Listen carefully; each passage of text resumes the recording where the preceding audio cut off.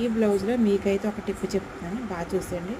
ఏంటి అంత స్పీడ్గా కట్ చేసేస్తుంది అనుకుంటున్నారు, మరి స్పీడ్గా కుట్టాలి కదండి, అందుకే అంత స్పీడ్గా కట్ చేస్తున్నాను.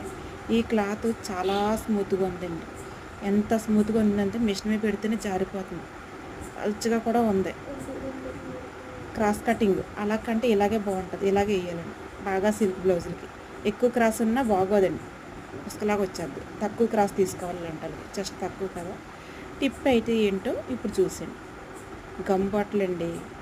ఏంటి ముగ్గులు పెడుతుంది అనుకుంటున్నారా? ముగ్గులు కాదవి, గమ్ముతో లైనింగ్ని అతికించేసుకోవాలి. ఎందుకంటే ఇలాంటి బ్లౌజులు మిషన్ మీద పెట్టి కుడితే ఉగ్గుల కింద వచ్చేది, లైనింగ్ బాగా సెట్ అవ్వదు. అందుకే గమ్ పెట్టేసుకుని జాగ్రత్తగా జాయిన్ చేసేయాలి.